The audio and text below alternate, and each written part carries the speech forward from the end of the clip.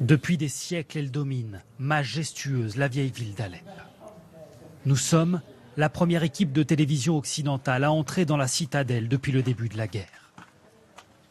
Les soldats syriens défendent depuis 4 ans cette forteresse du pouvoir. Depuis ses positions de tir, le panorama en dit long sur l'intensité des bombardements. Des quartiers entiers anéantis par les obus. Un décor apocalyptique d'où les panaches de fumée noire ne disparaissent jamais. Regarde juste en bas ce qu'il reste de l'hôtel Carlton. C'était le plus beau de la ville. Il a été piégé 2 fois, il n'en reste rien. Avant la guerre, des milliers de visiteurs se pressaient ici pour découvrir le site et admirer ses bas-reliefs millénaires. On a disposé des sacs de sable pour préserver ces trésors. Cela n'a pas suffi. Les traces de bombardement sont visibles un peu partout.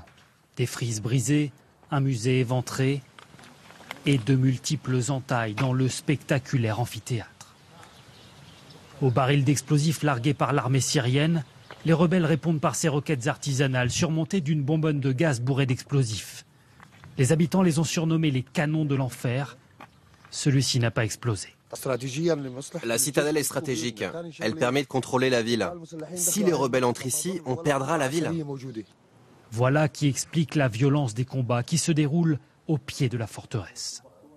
Pas un bâtiment ou presque n'a été épargné. Pas même la mosquée qui a perdu son dôme dans la bataille. Les boutiques, par milliers, ont été détruites. Les habitants chassés par l'enfer de la guerre. Au pied de la citadelle se situe le vieux souk d'Alep. Avant la guerre, il était considéré comme l'un des plus beaux, comme l'un des plus grands au Proche-Orient. Nous allons vous y faire entrer avec nous et vous allez découvrir que ce n'est plus qu'un labyrinthe fantomatique et carbonisé, déserté de ses milliers de touristes.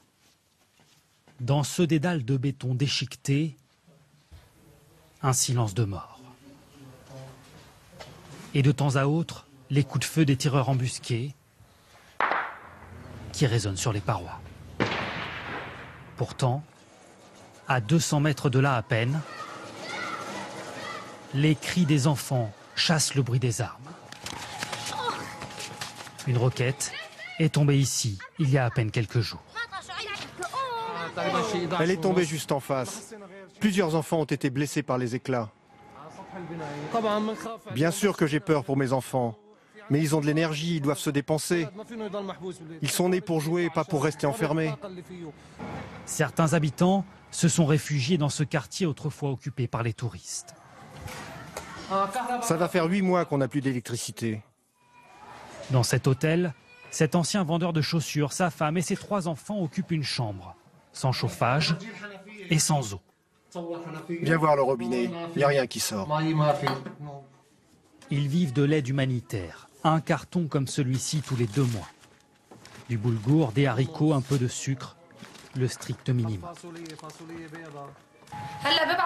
Mes enfants n'ont pas d'avenir si la guerre ne cesse pas rapidement. Parfois, j'ai même peur de les envoyer à l'école. Quel futur est-on en train de leur préparer ?